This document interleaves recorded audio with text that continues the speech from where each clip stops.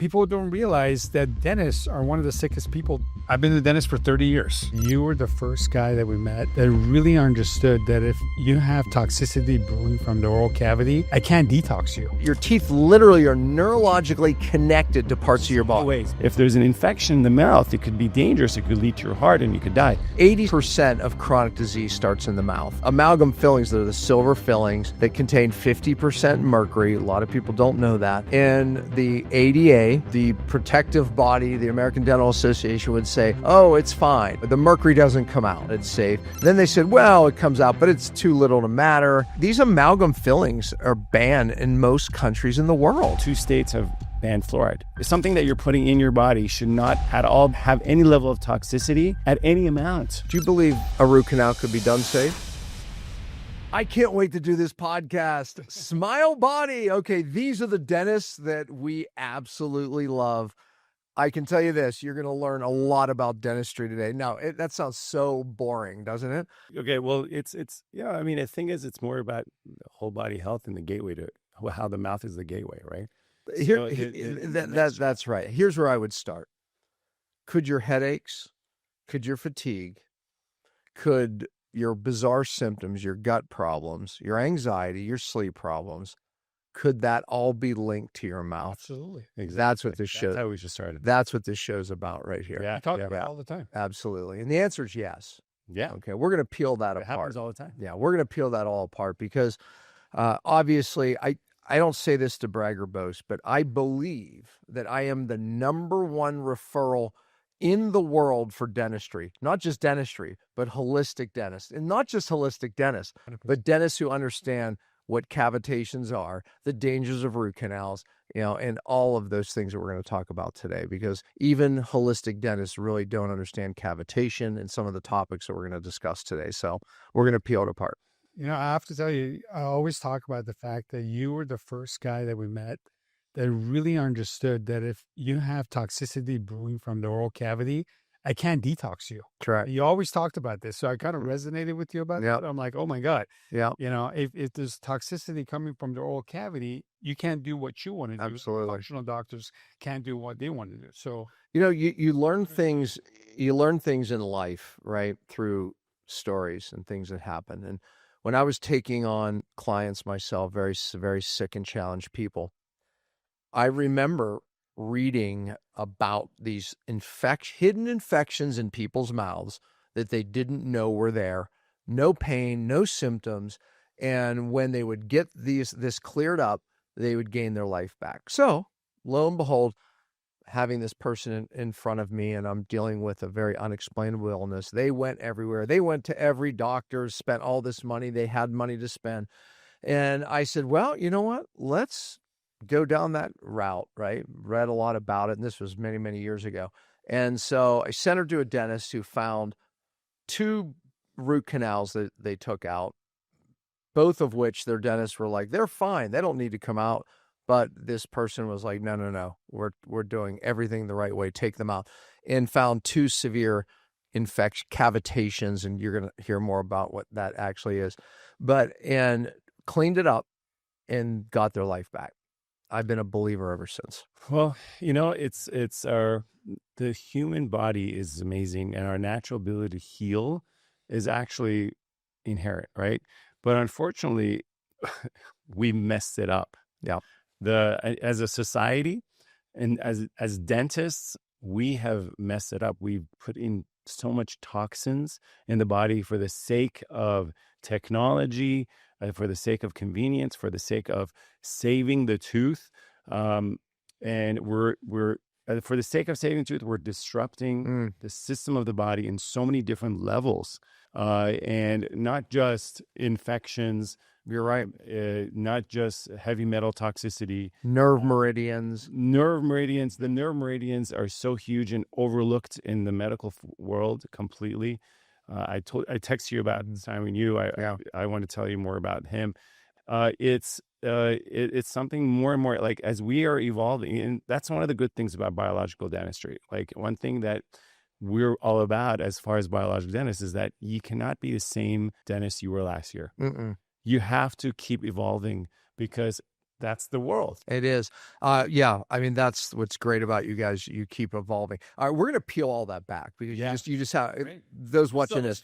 No, because so much it's estimated, okay, that 80 some percent, I've heard 82, I've heard 84, 86, 80 some percent of chronic disease starts in the mouth. Okay. Now, many years ago, I'd be like, what are they talking about? I don't even understand such a thing. Okay. It's real. It's true. And we're going to peel back all of these things that are really causing sickness in so many people, unknowing to them. Again, no symptoms in mouth. My mouth's fine. My dentist says my mouth's fine. Oh, but it could in fact be making you sick. I think, and this is no slight on dentistry, because I think that as dangerous as it is and damaging as it is, it also can be the game changer and the lifesaver. So I have all the appreciation for dentists. But that said, I believe dentistry has caused more disease than, sorry guys, than any one profession, right? Sure. And is it true that dentistry is the sickest profession? I saw the sickest, most suicide, right? Most suicide rates. Number 2 now. Number 2, that's right. It was number 1. Now it's number 2. Who's number 1? Anesthesiologists are number 1. Anesthesiologists. Why is that? I don't know. Yeah. But if you think about the dentistry, it's obvious. Because of all the heavy metal toxicity, think about the neurological disorders, right? You know, personally, the amount of toxicity that we're burdened with in the world of dentistry constantly, with the fumes going on, not just mercury, like all those toxic fumes that were just constantly around. It's building and building this load, a burden on the body, neurologically, physically, sick. It's huge. And then our poor patients that Well, and then this is another stat. Tell me if it's true. Women working in dental offices, number 1 infertility. Number 1 infertility. I mean, I link that directly to mercury vapor too. Yeah. So I always talk about dentistry just wants to get you functional. And if you don't have pain, you're doing great. The problem is that they aren't looking at materials. Mm-hmm. What kind of toxins are you introducing into the mouth? And how are you removing toxins out of the mouth? That's the dentistry.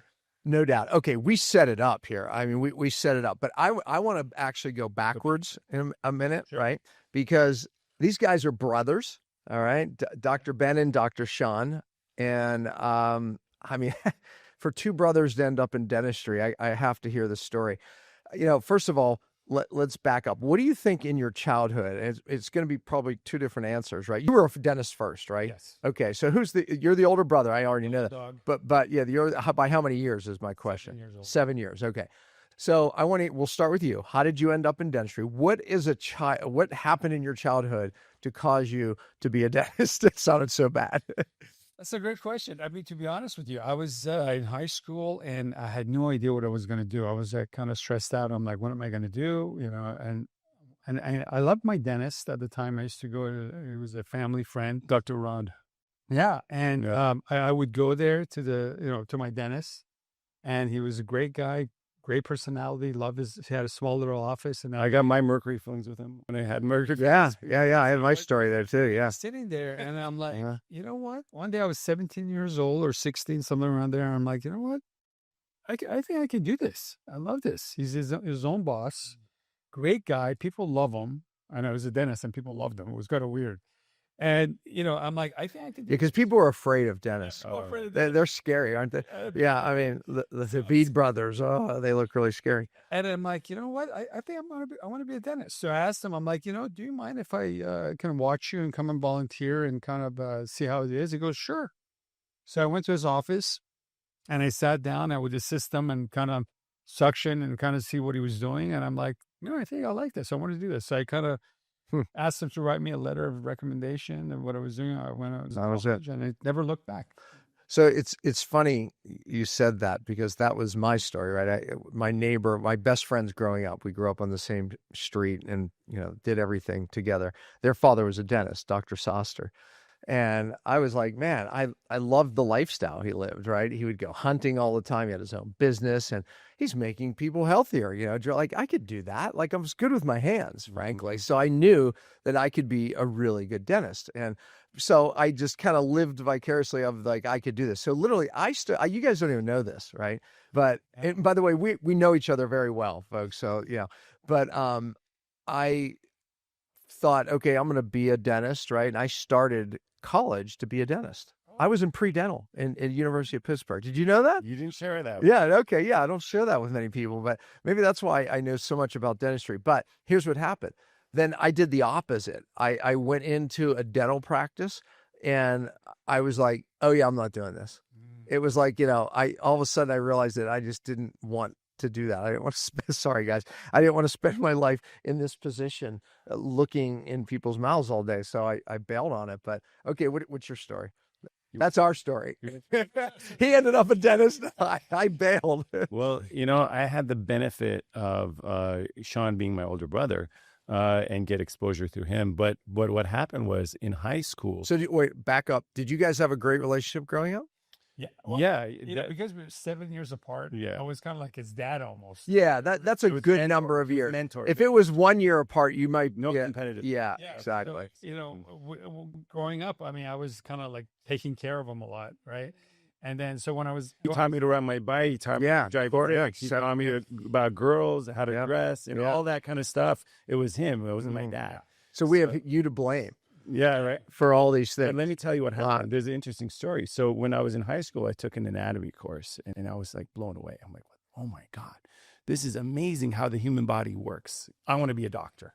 That's really probably how I ended up wanting to be a doctor. This is where I'm meant to be. Like I was, I did Fluoride in school. I aced that class, like by far. It was easy for me. It came easy. I loved it. And, then what happened was, I'm like, Shawn, I'm going to go to medical school. And at that time he was in dental school already. He was 7 years ahead. I was in my residency. Yeah. He's like, no, you shouldn't do that. And I'm like, wait, what do you mean? I love it. He's like, you know what? You're an artist. I like to draw and paint and all that kind of stuff. He's like, you're good with your hands. You love that, the sciences. You'll be a great dentist. Because you're going to be, this is going to come so easy to you. He's like, no. He's like, I'm not going to be. He's like, no. He's like, just come to my school a little bit, check it out, go to start. I'm like, okay, fine. So then I went and checked it out and I started volunteering at UCLA for a while and checking it out. And it did resonate with me because it kind of combined both the sciences and the physiology. I became a physiology major at UCLA. I love the anatomy physiology component, but then the artistic side component, I love, you're like an architect, you're creating, designing, and there's smiles, and then there's the people interact. I love the people interaction. Yeah. You both have that. They don't tell you this about dental school. Unfortunately, people get there and you're not good with your hands. Or you're stuck. Yeah. So we were lucky because our dad was an artist. And so it was easy for us. He's not a dentist. A lot of people ask. Yeah, exactly. And so dental school came really easy for us because we're just artistic. Yeah. That's why I'm like... the best, Dr. Jerry Curatola, he was an artist and he was a sculptor at one point. And so there's obviously that, right? To be a really good dentist. Hands. Yeah. And then, but you have to be good with people too. Yes. I think that's any doctor. I mean, at least if you're, and dealing with the public. And you have to run a small business. That's no joke too. Exactly. I mean, you're listen, you're running a small business. Oh my gosh, right? So you have to understand, Matt, like when we started, actually 20 years ago, we started our original practice together 21 years ago now. And I was a kid, I was like 25, 27 years old. And then, and I'm like, how am I going to be running a team? I don't know anything about it. So I started reading leadership books, management books, and like, okay, this is concept of leadership, concept of, how do you, and everyone was older than me. So I'm like the kid I was the youngest person in the office. Yeah. So now, and I'm the boss, So I had, so there's all these different hats you wear. Yeah, there's the psychology behind it. It's true.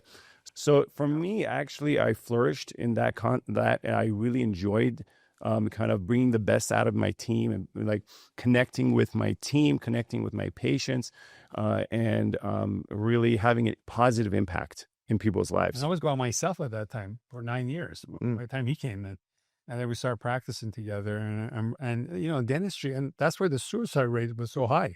People would ask us, it was because dentists have to wear so many different hats. Mm-hmm. And they don't not to mention the Mercury touches. Yeah, exactly.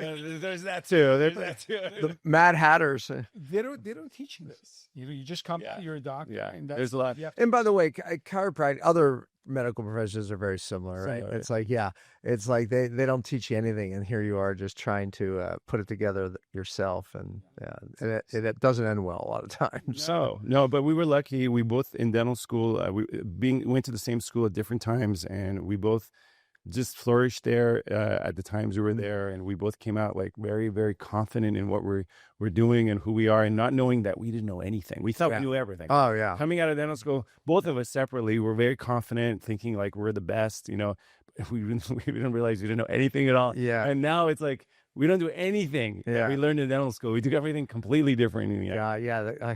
I could repeat that story as well. But okay, so you come out of dental school and you're just doing regular dentistry, right? Oh, I mean, you're drilling amalgam films every day. out, right? Every day. Yeah. Every day. And you're using them.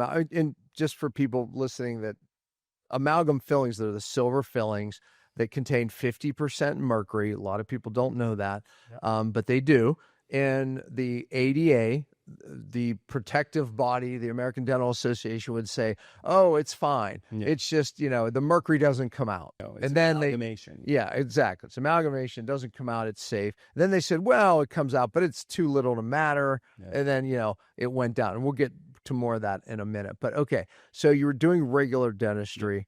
Crowns, fillings, root canals, all of it, everything. And we got extra training in doing, like, we got advanced training in general dentistry. So we started doing full mouth reconstruction surgeries, or every tooth had to be restored. And from a young age, we just said, he did a residency. I was doing surgeries all the time. I was advanced root canals all the time. Yeah. I mean, anything you can think of, I would do. We pushed the envelope. I love dentistry so much, and I sat down. I did it exactly the way they told us to do it. Yeah, and at this point, you had no idea any of it was bad. No, of course. No idea. We just came out of school. So right. School, our professors are, they're like, oh, wow. They taught us everything about, like you said, root canals and how to do them perfectly to the tip of the apex. And you were taught all root canals are safe. They're good as long as you do them right. Yeah. Amalgam fillings are safe, right? No problem. Yeah. Just take out wisdom teeth. No issue potential once the teeth are gone, right? I mean, this is what you're taught. And would you say most dentists believe that still, right? Oh, 99.99%. 9.99% of dentists still believe Maybe all not of the that. mercury fillings. Okay. I think mercury fillings. Yeah, I agree. We've made some shifts since 20 years ago. But that's a great question. So very little even with that too. Yeah, right. So what percent of dentists do you think go, amalgam fillings are bad? Depends mercury on what part of bleach. the country Okay. you're in. I think California, more. West Coast, they're going to be more, it's bad. And the East Coast, actually, our friend Jigger, he's there. He's like, Jigger. Yeah, Jigger. Yeah, he's one of our dentists in New York. Great. So Jigger, great guy. And he even said, I don't really post that I'm smart certified that much. I'm like, what do you mean? We were just hanging out at that that course I was just telling you about. He was there too with Dr. Simon Yu. Yeah. And we're why wouldn't you not boast about how you're smart certified and doing it safe and removable? He's like, I get so much crap from other dentists. We're like, what do you mean? Wow. So on the East Coast, it's more like there's nothing wrong with amalgam. It's so crazy. And then on the West Coast, I would say overall, most of the dentists in the country, they don't think there's anything wrong with it. Wow. That's amazing.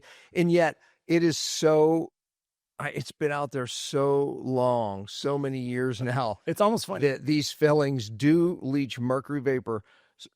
The vapor of this mercury comes off of those fillings, crosses the blood-brain barrier. It's part of my story. It's part of my perfect storm, how I got sick. I'm like you. Yeah. I went through my whole illness. I got sick from that. So what happens is that when it's in your mouth, it's releasing vapes all the time, hot, cold, chewing on it, right? When EMFs come in. I got more videos of it. When you're holding a phone to the ear, okay, or whatever, even here. We know now that it's signal you become a human antenna with that metal in your mouth. Yeah. And more mercury is released. More mercury is released, and more radiation because it's conducting into you. So this is a new problem. And not to mention, again, you were talking about how many dentists know. Think about it. In Russia, these amalgam mercury fillings were actually outlawed in the 70s. Yeah. 72. Late say, and then in Europe, many countries have banned it. I think actually, Yeah. 2025, all of Europe has banned it. So it's not like Yeah. unheard. I mean, why the U.S. is still, but we can't let it go down the drain. Right. That is a regulation. It's not allowed to. See, that was one of the things that always irks me is that, okay, so OSHA, which is, again, our protective body, right? It's like, and they would say on the dental tray, it's considered a class 3 toxicant, right? I mean, this is hazardous waste. Hazardous waste. It's considered hazardous waste on that dental tray. Can't go down. The moment it goes in your mouth, they call it safe. It's fine. Yeah. The moment it comes out again, It's hazardous waste again. now it's hazardous waste again. It has to go in a special trap. Yeah, it has to go in a special trap because they know the dangers of this filling. Environment. Yeah. Right. And yet I argue it's safer on the damn dental tray than it is in our mouth because we have an acidic environment with chewing. Look, anybody out there can Google for fun the smoking tooth video, right? Tooth. That's a 25-year-old filling. And I say that because the ADA's argument at one point was, oh, they're too old, or, don't worry about these old fillings. Many dentists will say that, right? No, that's a 25-year-old filling that they just rubbed with a pencil eraser on a fluorescent screen, and you see mercury vapor pouring off of that. That's going into the brain. When you drill on mercury, 3,000 microns per minute come off. Yeah.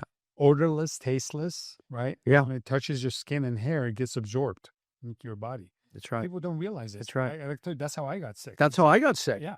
Yeah. I had my own journey. Right? Yeah. And you've helped me. And Yeah. And so the thing is that, people don't realize that dentists are one of the sickest people because These guys are doing my brain phase, have been. Yes. Because how much of that went in your brain? A lot. Imagine, I've been a dentist for 30 years. Yeah. And the first half of my career before I was a biodentist, I was taking on mercury fillings all day long. Just drilling on them, exposing my patients. Yeah, exposing my patients, exposing myself all day long. Yeah. Right? And I had no idea, like you said. Did you ever feel suicidal? I mean, because this, I did not. But you got sick. But I got sick. Yeah. I got in 2016. I got really ill. From just toxicity. I felt suicidal. I mean, meaning that I can't say I ever planned it, but I definitely wanted to die. My wife was worried about me.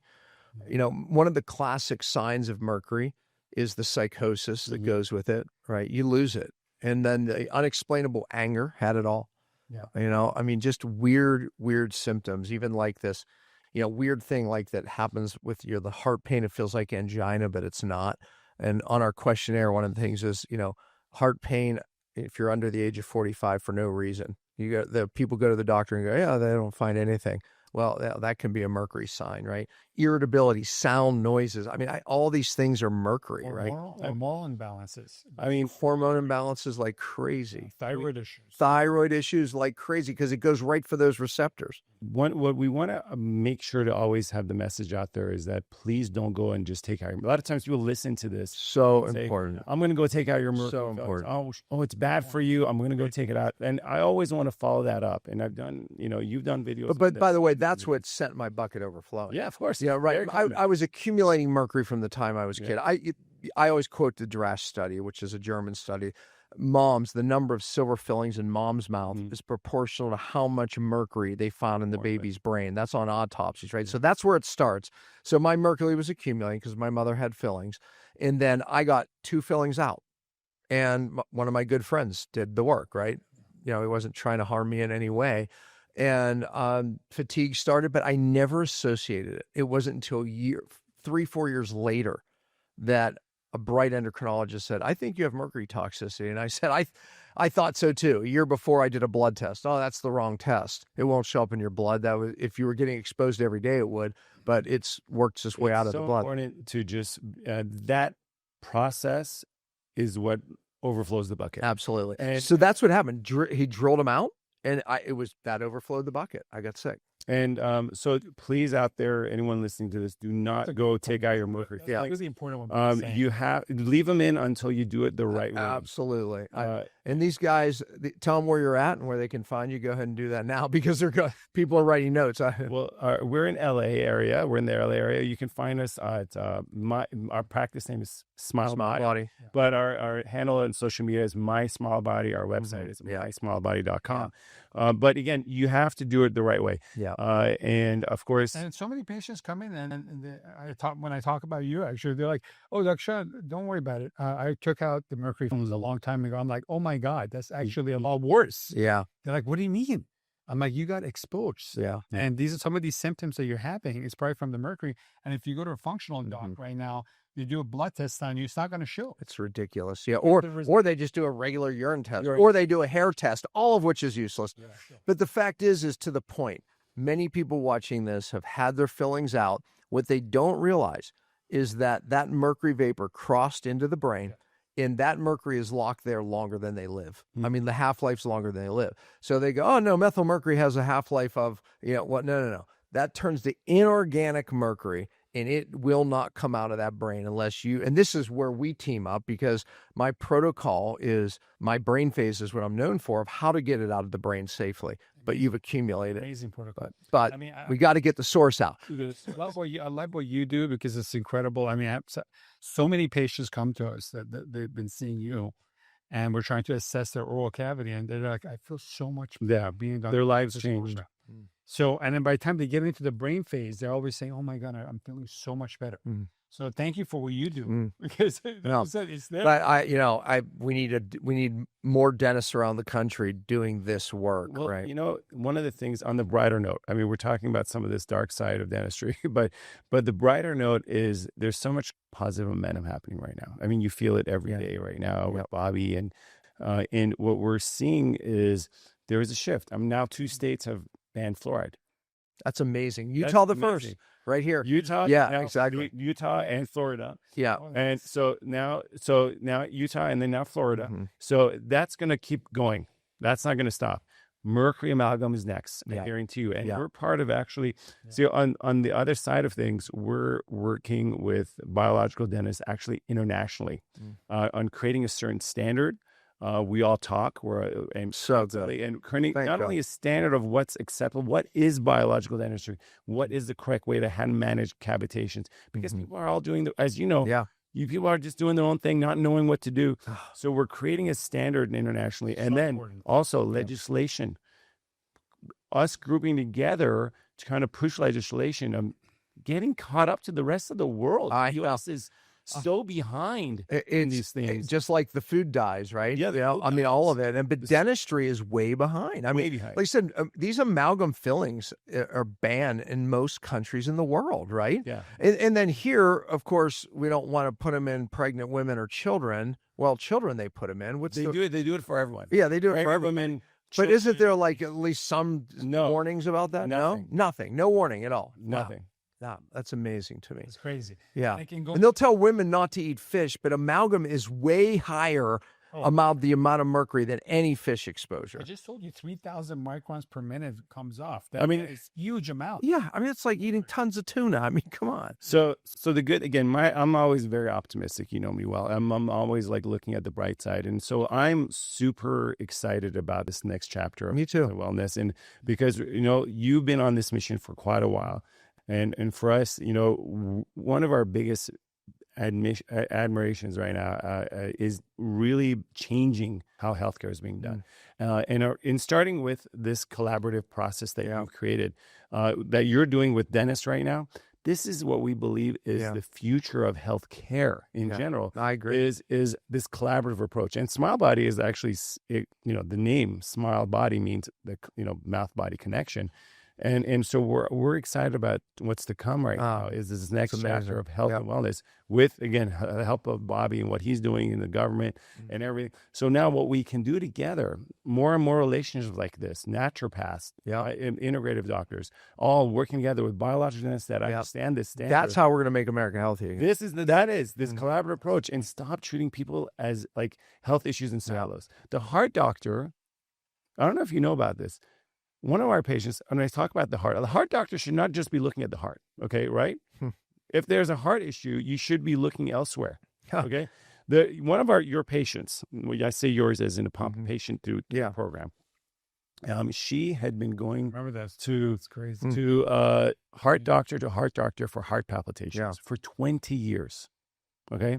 She flew in from New Mexico to our office and we did an assessment on her. She had massive infections around the third molar regions and all the molar regions. Did she know she had infection there? Or was that after you looked at the cone beam? She had been told here and there, but no one had made a big deal of it. Okay. Got it. She was scared to do the surgeries. Okay. So we work with meridians. Okay. Meridians, if most people don't know, are the natural energy lines in the body. Every tooth has a nerve meridian, like a track to different parts of the body, right? This tooth could literally be nerve meridian to like the right knee. This one, et cetera, et cetera. The liver, kidney, so meaning that your teeth literally are neurologically connected to parts of your body. We actually go over that at Smile Body with every new patient that comes. We go over all the meridians, which tooth is connected to which organ. Very critical. So she had infection, I said down back here, the back molar region, that's on the meridian of the heart. Okay. So she had heart palpitations for 20 years, debilitated. She could not even function anymore. She found you. She went to the Pompa program. So now she was doing better, right? She was doing better, but still having the heart palpitations. So you sent her to us. We did this assessment. We sit down. We had a heart-to-heart conversation about this. And so she trusted enough to move forward. We did a huge surgery, removing a lot of infection. The day of the surgery, literally that same day when it was finished, her and her husband, I saw them hugging in tears because they were done. She said, it's finished. I'm not feeling it anymore. So, I mean, this connection, the mouth-body connection is in so many ways. A lot of people think about, if they've heard if there's an infection in the mouth, it could be dangerous. It could lead to your heart and you could die. Yes, that is true. But it's not just about that. It's not just for the bloodstream, the lymph, the neurological component, the meridians. These are all things that are big components of our health that is completely overlooked. Overlooked. When people get that, like they get this hidden infection out. And again, I want to press this further. Most people have no pain, no acknowledgement ever, or they go to their dentist, it's fine. They don't know that these cavitations exist. Literally, it's where typically these are where teeth have been removed in the past, like a wisdom tooth. Here we are 20, 30 years later. It's healed over. There's no pain, but yet there's infection in there that can really screw up these meridians and dump these, Nobody knows really what cavitation, you're bringing awareness. It's really critical. We talk about it all the time. Most people, when you say cavitation, they're like, what, cavity? Cavity. Yeah, it's not a cavity. It's not. This is an infection in the jaw. But let me finish this point, though, right? Because people don't know they're there. But, these things are, number one, releasing toxins into the bloodstream 24/7. It drives a lot of autoimmune. And then this nerve meridian. So when people get this immediate change. So a friend of mine, I sent him to Dr. Jerry in New York, right? He had 21 years of debilitating liver pain. This guy had the money to go to every doctor, and he did. No one could figure it out. He had pain throughout his body as well. He gets the cavitations. They did a cone beam. That's how you look for these things. We'll talk more about that in a minute. But he finds 3, 4, I can't remember exactly, cavitations, right? Didn't know they were there. He leaves Jerry's office. I get a text. Hey, Dan, my pain's gone. Wow. My liver pain's gone. Yeah. Is that just crazy? Is it going to last? I said, I don't know. We'll find out. Okay. That was like 9 years ago. Okay. So still no pain. But the point is when I hear that where it clears immediately, that was that nerve meridian thing, right? You know what I'm saying? Because we didn't clear the toxins out of him yet, but that nerve meridian was broken and he had instantly. I also hear stories about people saying they're in the dental chair and as these infections coming out, they say it feels like they were reconnected. I can't tell you how many people told me that. I feel like I was immediately reconnected to my body, and they describe it as this spiritual thing. That's a nerve meridian. You know what? This is interesting. This point you just made right now. In our office, when we're doing surgeries, we like to make sure the patient is really comfortable. So we do some kind of sedation for them, pill form sedation, other kind of sedation.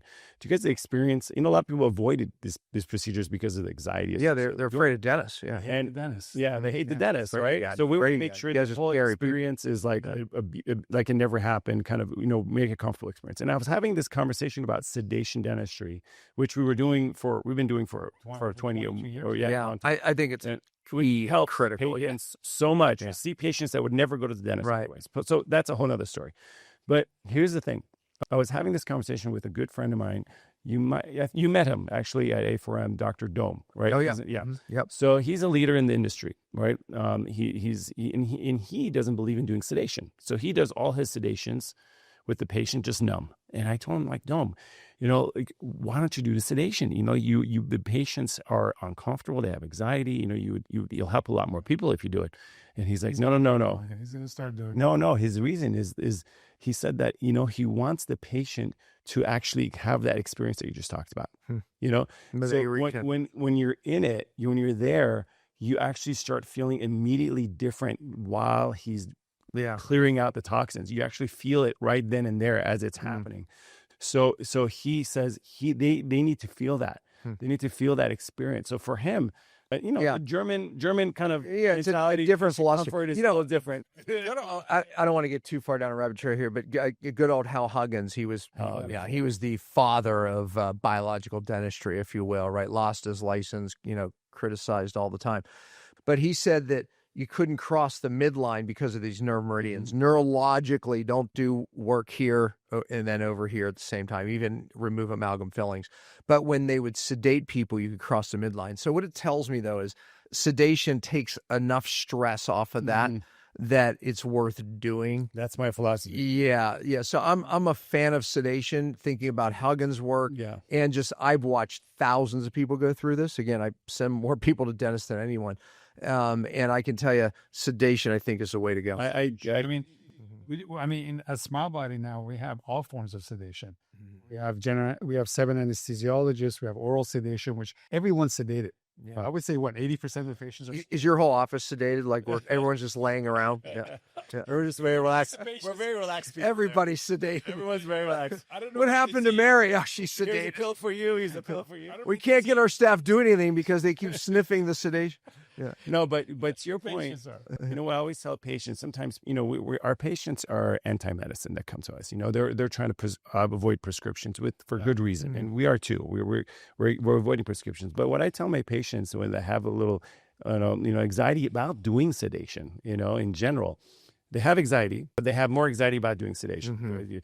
So what I tell them is that you have to realize this process puts stress on you. The stress on the body is not just physical stress. There's emotional stress, and what that does is there's certain cortisol hormones, stress hormones that are really released during that process that affects your recovery.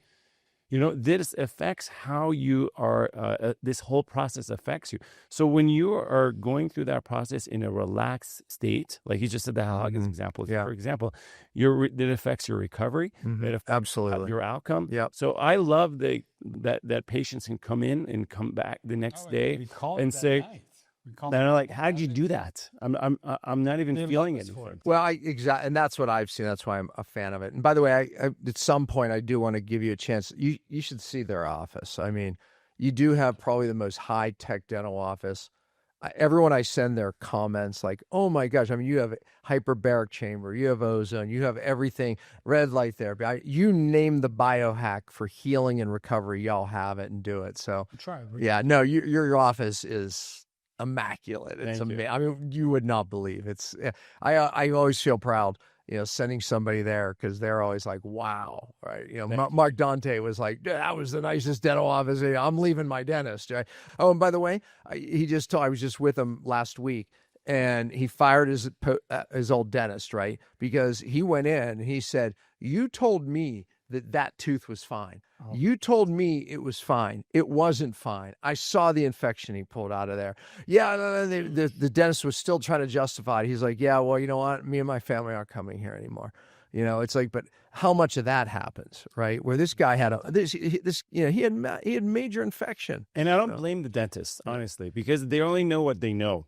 Only thing I can blame them Good for, point. Good point. they're not doing. It's not malice, you know. And listen, we were that dentist. You know, I don't want to vilify dentists, you know, because you only know what you know.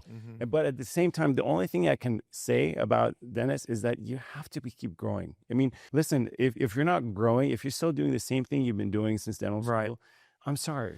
Then you're not doing your best. And question them, right? I mean, come on, question your governing body, for goodness sakes. You know, I mean, they're doing the same thing over. I know. Over again. They told you amalgam was safe. The rest of the world's banning it. Come on, maybe it's not, right? Let's talk about fluoride. Okay, so 2 states, right? I mean, we're hoping that this gets banned across the U.S., right? I mean, this is absurd because I mean, fluoride literally. It's like, you know, talk about practicing medicine without a license, or not practicing medicine, consent, with no consent to give me something that potentially could harm me in the water. That's how they're getting around it. That's how it's getting banned, because they're putting a medication. They're putting a medication in the water. Yeah. Now, here's the problem that I have. They used to say you could probably maybe 11.2, nanograms or something per liter of water was safe, whatever the number. I don't remember the exact number. And then I watched it go from that to this, to this, to this. I mean, just in the last 20 years, it keeps getting less. Why? Because more and more studies come out and they go, whoops, we better lessen the amount. We better lessen the amount. Okay, first of all, they don't know how much water little Tommy drinks a day. Might be more than, little Amy over here, right? You know what I'm saying? So how do you know how much is safe? And then how do you know how their body's dealing with it versus hers? So this is why we don't give medications like this in water. Why would you put physiology is different? Why would you put something that has a skull and X marks, that on it? Yeah. Like, literally in the water, in the tooth, something that you're putting in your body should not at all be have any level of toxicity at any amount.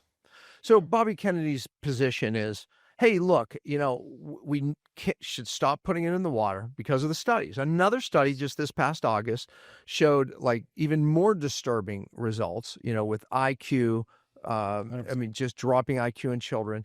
Obviously, many other studies, bone cancer in boys, et cetera. You guys talk more about it. But okay, so we see this massive drop. He wants to get it out of the water. And he says, okay, if you want it in your toothpaste, you can choose that, right? So that's his stance, right? If you want to choose it, you choose it, but we're not going to just put it. That's the right thing to do. I think it's the right thing to do. I mean, I think why do you even have it in water? Informed consent. I mean, you have to know. You have to be able to choose whether with any medicine that you're putting in your body. Absolutely, you have to choice. Have choice. Nothing should be mandatory. Any medication, any medicine. So, what about? There's dentists that are going to say, because they're going to say yes, but it works. It prevents cavities, and the studies show that. What do you say about that? Better ways. The thing is that what we talk about Smile Body is that we don't use fluorides on teeth. Okay, because like you said, the effect is so minimal. Instead, we talk about micronutrients, because now everyone's micronutrient deficient, right? We all are, right? So what happens is if you're having the right micronutrients to pull calcium into your teeth properly, you're not going to get cavities. That's right. So no one talks about that. Instead, they're talking about fluoride. Right. But what about the deficiency in fat-soluble vitamins? Meaning, if you don't have normal K2 levels, which people don't because you get it from grass-fed, fatty foods and things, people don't eat that, right? So they lack K2, and you need K2 to move calcium into the bones, which is the teeth. I mean, to your point, give it for that. I mean, at this point, we have to change how we think about healthcare and medicine altogether, right? This concept of fluoride, putting something on your teeth or from externally to make it better, that's thinking backwards. What we believe in biological dentistry and holistic medicine, integrative medicine, is that, first of all, you have to get healthy from within. Bring balance from within. Unhealthy people get cavities. Yes. How many people do you know that have been coming to the dentist and they've been putting fluoride on their teeth for how many years now, and they still have cavities? Yeah, they're doing fluoride, they're brushing, and they're flossing. Same technique. But this principle of fluoride, brush, floss, and you'll be okay. But that doesn't work, because what it is, you have to go look deeper. Look at Weston A. Price's research. Just going to bring it up. So Weston A. Price, for the people that don't know, This is something I bring up every day. I have a few books that are in my reception area. His is one of them, because these are the basic principles that we should be. Explain what he did and Yes, what I'm going to get into it. Right. So he was a dentist in the 30s, and he wasn't just a dentist; he was a researcher. And what he believed is, you know what, I have to figure out why dental disease happens. So what he decided to do is to go into villages where the people were not introduced to westernized life at all. Yeah. You know, the indigenous people that had lived like hunters, extraordinary health. gatherers, Yep. Mm-hmm. you know, and what he saw is they had not only extraordinary health, but their oral health would not only, they didn't have cavities, but they had full straight teeth. They didn't have to get their wisdom. And I witnessed this myself in Africa. Yeah. I was introduced to a tribe that recently just came out of the mountain because of drought. And, you know, I was like the first white person they ever saw. But what I saw was extraordinary children with perfect teeth. Yeah, really. And they didn't have cavities. Matter of fact, they didn't have a name for cancer. It didn't exist. Heart disease didn't exist. Disease. I mean, now, none of these, osteoporosis didn't exist. And the question that was asked to me by one of the people that brought me there, he said, this tribe barely eats, but yet they have no diseases compared to the other tribes that were more modernized by World Vision, et cetera. And I was like, well, no, they eat. It's just because they were refusing any help or any inside food, but they had perfect teeth, man. Exactly. So, yeah. So when he saw this, you know, he's like, this is amazing. What are they doing? They're just living their lives without the westernized system. So what happened was then the westernized system was introduced to these same villages, and he would go back and visit with them and then chronicle what he saw. And then if you grab his book, you can see the pictures of before and after on these poor souls that were now rotting teeth, crowded teeth, misaligned teeth, no room. Now, so a lot of times people say, like, do you have to get your wisdom teeth out? This is not natural, getting wisdom teeth out. Absolutely. It's not natural. It's not natural that we need braces, that we're getting cavities. Yeah. You know, there's processed foods.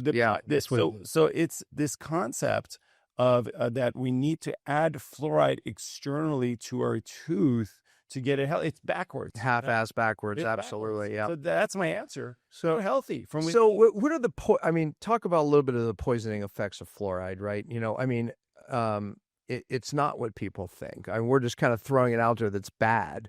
But why is it bad? Well, it's a neurotoxin, right? Yeah. I mean, there's so many things. I mean, so many studies that you talked about IQ. I mean, I was on a podcast and they're like, "What, fluoride's bad?" I'm like, "Well, do you like your IQ? I mean, is it important for you?" I don't know. It's not our opinion. It's fact. It's not opinion. Mm-hmm. It's not opinion. So I mean, it's the research is there. It's not a conspiracy theory at this point. And to say, let's say there's even I think the concept of strengthening the teeth, you can make an argument for that, sure. But at what cost? And there's better ways. We just talked about the better ways. But it makes the teeth harder, but more fragile, almost glass-like. I mean, the thing is, and the problem is, Dan, is you're getting on so many different levels in everything now. Like you said, in toothpaste and water and different sources. I mean, it's like over fluorosis. You know, for what? Like I said, we don't need it. Yeah. You know, if you do it in a healthy fashion and get in your micronutrients and upregulate that properly to pull calcium in, you're fine. There were studies done that the way this came about, there were studies done that said that, you know, you can prove that topically, fluoride can strengthen or with cavities topically. That's why Bobby's approach is, if you want it in your toothpaste, great. You know, I personally wouldn't, because I don't want my kids swallowing it. It's a toxin. Why would you put something that you can't swallow in your toothpaste? Yeah, exactly. But so there is that, but there is no advantage. Even in dental school, they taught us this. Even in dental school, they taught us this, that ingesting fluoride has no benefit. In dental school, I learned this. Wow. So it's shocking. Yeah. So it was about topical. But even then, like, there's alternatives. You know, there's the hydroxyapatite, which is an interesting conversation to talk about. A lot of times people are looking at as a hydroxyapatite as the fluoride replacement. But then we have to talk about there's good and bad types of hydroxyapatite, you know. So you have to be, again, for me, it's not looking for answers outside of you. You know, just like anything in health. Health comes from within. You know, it's like, right? It's, if your child's getting cavities, there's some nutrient problems. There's some other toxic issues. The other thing about fluoride that, you know, you mentioned thyroid cases. just like chlorine, this is a halogen type of chemical, fluoride, that has an affinity for thyroid receptors. And that's why it really does cause thyroid disease. And again, and we're ingesting this. And people have Hashimoto's. And the rates are going up, and we're putting this in the water. I mean, by the way, the history of this is a little sinister. I mean, Grand Rapids, Michigan, I think is where it all started, actually, in the 1940s, if I'm not mistaken. But yeah, it was. And they literally, did just crazy study, that showed, that it prevented tooth decay. But it was look. This stuff is so toxic; it's very expensive to get rid of. Mm-hmm. So, this ended up helping the aluminum industry and the phosphorus industry, right? I mean, because where the aluminum is a byproduct, and then because of this one junk study, we can get rid of this stuff and put it in the water and improve cavities. This is where it came from. Yeah. I don't get it. I really don't get it. That's why that literally is the story. I'm glad you shared that. It's literally a story. How do we get rid of this stuff? Yeah. And it was like, hey, this study says it's good for your teeth. Let's just put it in the water. Yeah. That's it. And that's where we are now. Yeah. And we've been dropping the levels ever since because, whoops. It's okay. We need to ban this stuff. So I think we're there. Okay. I told you we were going to peel apart all these just flaws in dentistry, right? I don't think we have enough. Yeah, exactly. It's like, okay, we went, Mercury. We went through Mercury, right? Big problem. Only country in the world still calling these silver fillings safe. And then we talked a little bit about infection. Yeah, we talked about cavitations. We talked about cavitations. These are after you get teeth removed, they heal over and they can form these caves called cavitations. These are infections in the jaw that you don't know are there. The only way to know, because people are saying, well, how do I know? Because it's 80% that if you had a wisdom tooth out, you have it conservatively. Research actually is that it's more. Okay. It's conservatively. Yeah, I would think it is more. I really think we should talk about this a little bit more. Then. Okay. Because most people don't really realize what cavitations are. So like you said, as a surgeon, I was doing oral surgery most of my career, right? I would go back there. They told us, pop out the wisdom tooth out, put some stitches, and you're going to be a chipmunk for a little bit, and you go home and you're going to heal. And you do, right? Unfortunately not, like you were saying. The top layer of that area heals. The inside of it just becomes a dead, bony area. Because it's very difficult to build vertical bone, as we say, right? Meaning bone to fill the hole. It's very hard. And then because one of the reasons is because we're micronutrient deficient at that age. Mm-hmm. When you're, in your teens and 20s, that's the biggest thing. So you're not pulling calcium properly, and it just becomes a little hole in the jaw, right where the wisdom tooth was. Yeah. And what's in that area? Parasites, bacteria, heavy metals, mercury resides in there. Everything. And when we go in there, and the treatment for that is we're doing it with men all the time and with our surgeons in the practice, we open up the area and it's just mush. Fatty tissue, dead brown blood. Toxin load. And by the way, with new testing, we're able to test. Not we, you all are able to test what's in there. You're finding parasites. You're finding deadly anaerobic bacteria, like lists of them. Yeah. Oh, no wonder people can't fix their gut. No wonder they can't shut down their autoimmune, because these guys have a little cave that they hide in from your immune system because of the lack of blood flow. And people are taking all these parasite killers, pathogen killers, candida, fungus killers, and they're hiding right here. Yeah. Well, a lot of times people say, well, why is it the body can't heal itself? That's right. But here's the thing. It's unnatural to be doing this in the first place. That's the point. To be pulling the teeth in the first place. Yeah. So your body goes into a state of shock of not knowing what to do in that moment, especially, man. And then there's two components to this of why this happens. A lot of times patients say, why am I getting a cavitation in the first place?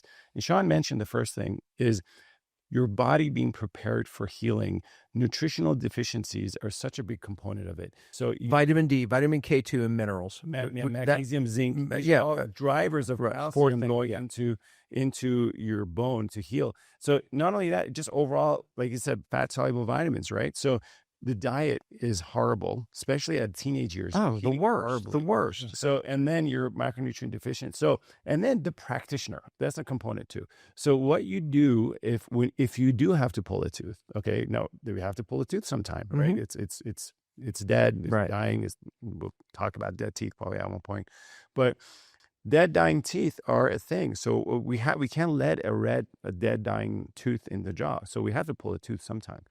But what we do at that moment of cleaning the bone properly is very important.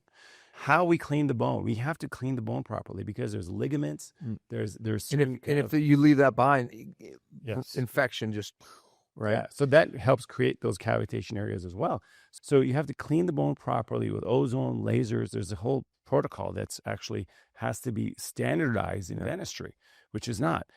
And then from there, what we do to help the body rebuild the bone, which is, I know you know this well, because when your patients come in, patients of the Pompa program, they know, they watch the videos, they understand, they know what PRF is, platelet-rich fibrin, which is using your own blood. Yep. We centrifuge it. We get growth factors like actual stem cells from your own body, and you infuse that with certain kind of materials like bone grafting materials that actually go help your body now heal in that build area. that bone. And so your body has to be prepared beforehand. And then on the day of surgery, What are the micronutrients that we just talked about? Yeah, because back for a while when this work started to come out, they were just going, oh, we'll kill the bacteria. Ozone, we'll kill it, right? But you realize if you don't build bone, they just keep coming back. It's like there's a cave full of all these nasty animals, right? We go in with the cave and we gas them out. Then we kill them and they run out. Okay, great. Look how clean the cave is. But in a few months, the animals just migrate right back. Actually, in that scenario, now we know it actually can cause problems. Because what you said, it might run out, right? They might move from that space somewhere else. Exactly. So it actually could cause problems. Happened to me. I had some work done here and the bacteria went from one space to another space. I had all this inflammation up there. And I said, hey, did you do anything up here on this top left? No, I didn't touch that. I'm like, yeah, I didn't think you did. And I had all kinds, they just ran to the next hole. So this has to be done correctly. The exciting thing about cavitations is that right now there is actually a lot of research happening. Well, there's a lot of research that's happened in the past, but there is a amazing doctor. His name's Shawn from Germany. He actually is working with Tufts University to do current research on this. Praise God. That is going to be published more and more right now. So this is going to be more of a mainstream, like research-based, like school research, in the United States. So this is going to be more and more mainstream coming up soon. So more excitement coming. Right? That's great. I have to say one thing that we're not talking about. We're talking about the dental aspect of things right now. We're not talking about one more thing. We talked about meridians, right? So when you have a cavitation in the wisdom tooth area, that blocks the meridian that we were just talking about. Right, exactly. And then if that's connected to the heart, that meridian exactly connects to the heart that we talked about, connects to the adrenal glands, right? So a lot of people have adrenal gland fatigue. So whenever I bring that up, they're like, oh my God, that's me, right? I have adrenal issues, and shoulder issues. If you follow that meridian on the wisdom, there's so many issues that's blocked because of that cavitation. You know my frustration with our maybe my space in functional medicine, alternative medicine. More and more attention is going to this fancy test, SNP test, microbiome test, all these. I'm an MTHFR homozygous, and they're on all these supplements, all this. It's like, but I still don't feel well. I still have this. I still have this gut problem. I still just don't have energy. Did anyone do a cone beam to see if you have a cavitation? No. I feel like I'm the only one in this space shouting from the rooftops, check their microbiome, check their oral microbiome, check their cavitations, check their, check here first. I have people that have been to the best functional medicine doctors. They still have a damn silver filling in their mouth. I'm like, what? It's like your body won't even let go of toxins with that filling. I mean, it's like, come on. That's why, we're trying, that's why we're trying to get this message out then. I was just speaking with the head of the Naturopath Society for California, where these are the people that are putting the conferences together for the naturopaths, not just the regular MDs that are kind of tunnel vision. Sorry, MDs, but The naturopath, I know. are Yeah. the ones that are thinking holistically, looking at the whole body. She had no idea about what we're talking about. I know. Yeah. And I say this You're a respectfully. pioneer. After I understand, You're a pioneer. You really are. You're we top talk of the about road. this. We talk about this all the time at the office. That when I talk to patients, I'm like, Dr. Pompa was one of the first people that I met that says, I cannot detox your body if you do not go get a cone beam to make sure there's no toxicity down to your mitochondria. So you're going to have inflammation. So you can detox as much as you want, but if you're not looking at the oral cavity, it's not going to happen. So you're one of the first people. I mean, it's like the bathtub's overflowing, causing all this damage upstairs. The water's gushing in, and we're down here trying to get the drains open, right? It's like, no, first thing you got to do is, let's shut the water out. Down. Yeah, exactly. Put towels, mopping. It's like, wait a minute, can we just shut the valve off? Can we shut the spigot off? Oh, okay. Yeah, because these infections, these cavitations, and we haven't gotten to root canals yet because how many people have those? I think of like this young generation, right? Right here. How many of them have had their wisdom teeth out, right? Absolutely. 80-90% chance they have hidden infection that's going to start giving them symptoms 20 years down the road, right? That's when it happens, right? Then their immune system is now challenged. And then all of a sudden they're diagnosed with whatever condition, right? You name it. Never thinking for a minute that it happened 20 years ago, 25, 30 years ago when they got the wisdom tooth out and now they have a hidden infection without pain. So it's the connection is never made. You know how many times I see that? And that is what frustrates the hell out of me, man. It's reality. And again, the good thing is that, things are shifting. But I commend you, Dan, for kind of, because of personal experience, again, you said it says pain to purpose. This is your purpose. I really do feel like to create this shift that's happening right now, you're a big part of that. We're doing our part. I really appreciate your message. Yeah. And then from the first moment we met, there was alignment. And this is it's a beautiful thing that's happening, that more and more people are questioning things now. Yeah. And asking questions. You can't just blindly follow. And I'm grateful for you all because you're leading the way on the other side. We need more of you out there, right? We need more of you out there. Let's talk about root canals. This is the same concept of hidden infection. You don't know they're there. When you take a dead tooth out, what they leave behind is all these microtubules that fed the tooth. So a root canal is where they take the infected nerve out, right? But this is left behind. And now we know that there's all these bacteria that are in there. And this was years ago. A guy named Boyd Haley, University of Kentucky, he had all the biological dentists send them root canals that were extracted. Now, it had to be a safe root canal or a non-infected root canal, meaning like no problems. If it was known to be infected, didn't make the study. These were like root canals that were taken out because they, people just didn't want them in anymore, right? They sent them to the University of Kentucky. They found 100% of them had nasty anaerobe bacteria in them. Talk about root canals. Why are they dangerous? You and I did a thing on this at blew up 10 million views. I mean, you mentioned the cone beam CT scan, which is critical. Right. This is how we see these infections. And a lot of people don't know what a cone beam is. Yeah, you might want to say that because this is not a normal x-ray. Yeah. And this is the other thing I found. Even if they had a cone beam, the dentist doesn't have the right software. They read them as plain films. Yeah. And that's a big problem too. They don't know how to read them. They don't even know how to read them. Dentistry is about two-dimensional x-rays, which is great for cavities. Yeah, right? Absolutely. You want to find a cavity, two-dimensional x-rays are fantastic.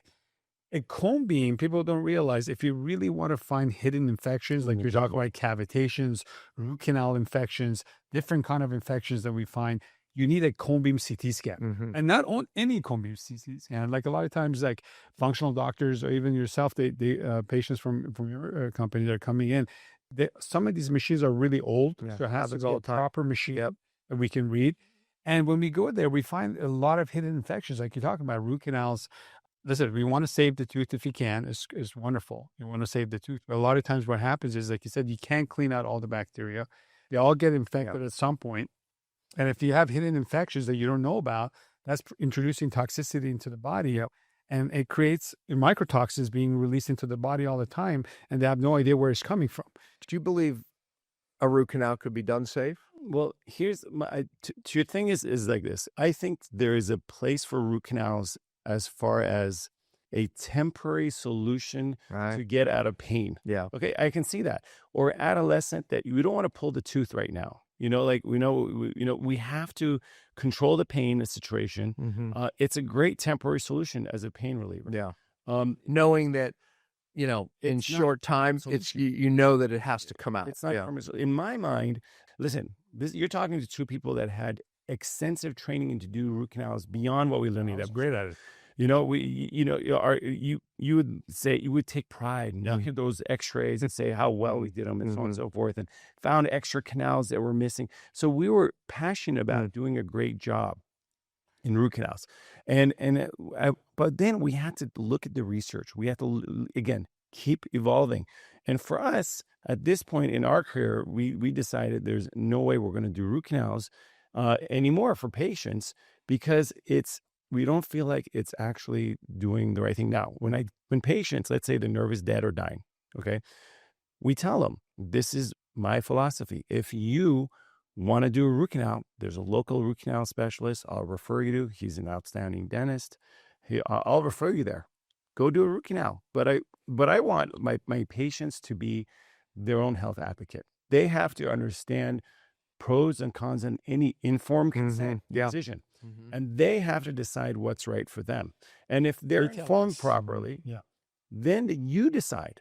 Think about it. Right. Does this make sense to you? Exactly. A lot of times when I tell my patients the philosophy of how a root canal is done and why we choose not to do it anymore in our office anymore, they say, well, that makes sense to me. Well, I mean, the thing is that my philosophy is that your immune system cannot regulate that dead organ. That's true. The problem. So people don't realize right now, let's say your body right now, all your cells are functioning properly. They're alive, right? And your immune system can regulate it with your blood and meridians also, right? So when you have a dead structure, it's the only time that throws that meridian off. Throws off the meridians. So root canals block meridians. So now we have a blocked meridian. Metals block meridian. And also, it's a dead organ sitting in the jaw. A lot of people don't know this. The teeth are organs. Yeah, exactly. We're talking about they are. Blood supply, cut off the nerve supply, cut off the limbs. Sitting there. It's sitting there in the jaw. It's a foreign body now. So the body cannot regulate it. And like you said, anaerobic bacteria goes into the tubules, produces toxins. And a lot of them at some point get infected. Yeah. Right? Maybe not 100%, but a lot of them get infected. Yeah. People don't know. Yeah. There's no pain. Did you see the movie, The Root Cause? Of course. This is required viewing for any of our patients that before they come. They took it off Netflix. I mean, because it was disturbing to the ADA, right? It's like, but what a story of, again, I hear these stories all the time, right? Of people, can't figure out what's wrong. They have all these symptoms, crazy symptoms, get a root canal out. Oh my gosh. It's like, reconnected to their body. I should send the link to every new patient. Yeah, you have to watch it. That's smart because stories really sell, right? Meaning they get people to understand the damage, how damaging. When I was sick, I got my root canal out. I didn't care. I knew it. I read it all about it, the problems. I'm like, it's done. It's done. So I took it out. Yeah. It's low hanging fruit as far as source of toxicity. Yeah. When you're trying to cleanse your body of any kind of shut off the valve of the water that's coming in, it's low hanging fruit. Yeah. So I think for people that are sick, that are unhealthy, you have to immediately get a colon CT scan. Absolutely. Everyone should. We almost make it mandatory in our program. It's like, look, because I'm not playing around. Again, when I tell my doctors this all the time, y'all hear me say it. If someone's not getting well, there's something still upstream causing them to be sick. Look here. Look in their homes, right? Like, homes are another one, right? Hidden mold, hidden VOCs, et cetera, et cetera. But, but again, functional medicine is not doing this. They're not looking at causative factors. And this is one of the number one sources. They're giving supplements all the time. Let's tell people, I think we have to finish on this note because people are going to say, well, wait a minute, hold on a second. I can't get a root canal. What do I do then? Mm-hmm. Or if I get this tooth out, what do I do? Well, wait a minute, right? It's like, what if I have one of these cavitations and they get in there, so what do we do for teeth? Well, I have to tell you, one of the most important things then at this point in my career, I never tell patients at Smile Body what to do, right? We collaborate, we educate, we give them information to read. and then they tell us what they want to do with their body. So if they like, They're the drivers of the body. if they elect, they say, you know what, I want to get a root canal. We have referrals that we send. Okay, no problem. You can go get a root canal. But most of our patients that we see, they want that dead organ out of their body, right? They're saying, I don't People want. just don't know. Right? They just need to be told. That's what, so they come educated. They tell us, listen, Dr. Shawn or Dr. Ben. All my people come educated, man. Your videos are incredible. I mean, I don't even know how you had time to make all these videos, but Well, we need one of them. I always ask them, like, have you watched Dr. Pompa's protocols? And I'm like, oh, yeah, it's amazing. I watch her. So you make it easy for us. So when we talk to them, they're educated, they understand, and they tell us, they're like, Dr. Shawn, I want this out of my body. Okay. So what's my option? So that's when we talk about the option. And the option is, at this point, we're putting in zirconia implants. Yes. Right? We don't want to put titanium implants in because, again, titanium pulls in EMFs. Yeah. One, like we talked about, it's an antenna. So I always say that the brain hates metal, honestly. All metal. Yeah, it hates metal. Titanium is immunosuppressive, and it does form biofilms. I mean, there's issues with it. I refuse to do it. So I put a zircon bridge in because back then, this was a long time ago, we didn't have a zircon implant as a choice. But that is a good choice today, correct? And it doesn't block the meridian. Right. Forget, the meridian stays open. So electricity goes through zirconia. So I always tell patients. And just to be clear, zirconia is more like a ceramic. It's a non-metallic. Not zirconium. It's a lot of zirconium oxide. Yeah. It's zirconia. Yeah. And here's the thing. And yes, we did probably thousands of titanium implants, and they're not all titanium.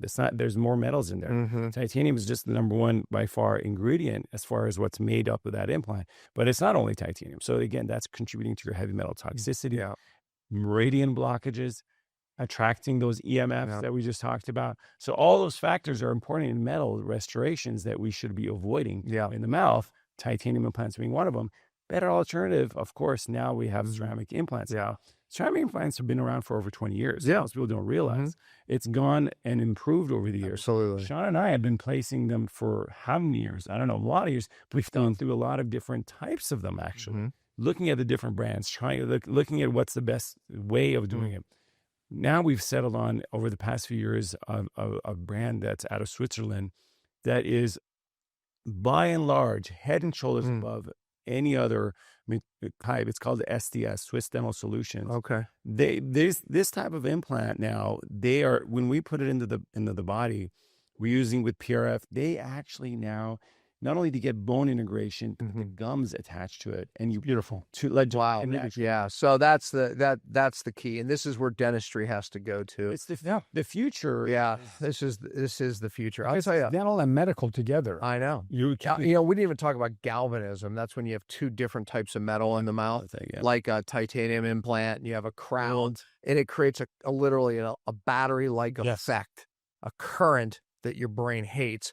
When my gold filling came out and my silver fillings, literally when that galvanism stopped, so much of my anxiety went away. Yeah. It was like this. Release. I mean, how many people have opposing metals in their mouth? By the way, opposing metals, two different types of metal in an acid, that's called a battery. Yeah. That's a battery. You have a battery in your mouth. Oh, and then you add a cell phone to that? Okay. I mean, listen, because and they have metals. Don't forget, you have that gold, and then they have a mercury filling underneath. Oh, yeah. So now it's that mercury's pouring out 10 times faster than normal. Mercury going into the brain because they treat this. Is what that's what dentistry is done. But that's what I was going to say. Dentistry is about treating the body like the head. Yeah, like it's a tabletop. Just hammer it, fix it, and put anything you want in there, and it's fine. Go. It doesn't work that way. No. Well, Smile Body, right? This is connected to this. I love your name. I love your concept. Give them your information again. At My Smile Body, that's where they can find us. That's our Instagram. And so at My Smile Body, and it's incredible. I mean, honestly, you've been there, and it's a 7,000 square foot center that we put everybody through the healing modality all at the same time. Your head, your body, IV centers, biohack equipment. You should see this. Healing modality. And we actually ran out of space after 7,000 square feet. We ran out of space. Healing. Yeah. These current technologies, IVs, red light, hyperbaric energy healing, light healing, oxygen. So amazing. It's the next chapter. Amazing. And they do my work too, right? So we're going to make America healthy again, aren't we, gentlemen? We're trying. Yeah, absolutely. It's an effort. Man, we could talk on, right? It's like, we'll do a part 2. This is RY Dentistry, and we're following your path because you're so incredible pushing on the other side. So we're trying to push from there. It's a team effort. We appreciate it. Yeah, it is a team effort. Can't do it without y'all. So we're changing the world. We're making America healthy again. All right, folks, another amazing episode of Dr. Pompa Podcast, From Pain to Purpose. Listen, you need to share this episode because you know how many people are sick unknowingly that's connected to here? They don't know, right? They could have a hidden infection, of course, mercury in the brain, all these things that we discussed. So please like and share the episode. But more importantly, stay tuned for more because we're changing the world, right? We're going to be bringing more topics like this to the Dr. Pompa Podcast. Thank you for tuning in. Thanks for having us. Yes, awesome. Yep, that was awesome. Thank you, man. Yep.